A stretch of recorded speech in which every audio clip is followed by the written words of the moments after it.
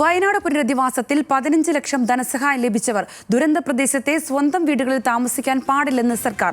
ടൗൺഷിപ്പിൽ വീടോ 15 ലക്ഷം രൂപയോ ലഭിച്ചവർ വീടുകളിൽ നിന്നും ഉപയോഗയോഗ്യമായ ജനൽ, വാതിൽ, മറ്റു വസ്തുക്കൾ എന്നിവ സ്വയം പൊളിച്ചു മാറ്റണം. വില്ലേജ് ഓഫീസറും ഗ്രാമപഞ്ചായത്ത് സെക്രട്ടറിയും ഇക്കാര്യം ഉറപ്പുവരുത്തണമെന്നും ഉത്തരവിൽ പറയുന്നുണ്ട്. വിവരങ്ങളുമായി വയനാട്ടിൽ നിന്നും ആഷിഖ് റഹ്മാനാണ് ചേരുന്നത്. ആഷിഖ്, ഉത്തരവിലെ കൂടുതൽ കാര്യങ്ങൾ എന്തെല്ലാമാണ്?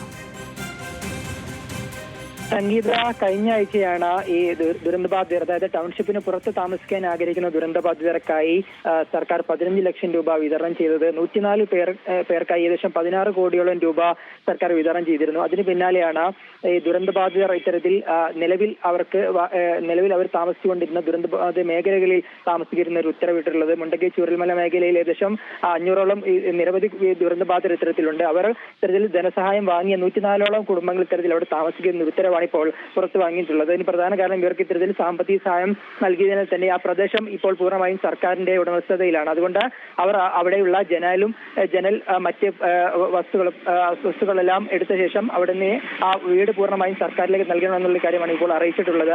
നേരത്തെ തന്നെ ഇതുമായി ബന്ധപ്പെട്ട ഉത്തരവ് സർക്കാർ പുറത്തിറക്കിയിരുന്നത്. എന്നാൽ ഈ 15 ലക്ഷം രൂപ നൽകിയതിലൂടെ തന്നെ പൂർണ്ണമായും ഈ വീടിന്റെ ഉടമസ്ഥാവകാശം സർക്കാർ ഏറ്റെടുക്കുകയാണ്. അതേസമയം തന്നെ നിലവിൽ ഈ ദുരന്തബാധിതർക്ക് അടുത്ത മാസം കൂടി ജൂലൈ മാസം കൂടി വാടക നൽകാനും തീരുമാനമായിട്ടുണ്ട്. എന്തായാലും പുനരധിവാസവുമായി ബന്ധപ്പെട്ട ഏറ്റവും പ്രധാനപ്പെട്ട നടപടിയായിരുന്നു ഈ 15 ലക്ഷം രൂപ വിതരണം ചെയ്യുക എന്നത്. അത് 104 പേർക്ക് വിതരണം ചെയ്തിട്ടുണ്ട്. ഇനി ടൗൺഷിപ്പിൽ ഏകദേശം 300-നടുത്ത് ദുരന്തബാധിതർ മാത്രമാണുള്ളത്. അതിനാൽ തന്നെ കൂടുതൽ ദുരന്തബാധിതരെ അടക്കം ഉൾപ്പെടുത്തി പുനരധിവാസം കൂടുതൽ വർദ്ധിപ്പിക്കാനാണ് സർക്കാരിന്റെ തീരുമാനം. സംഗീത.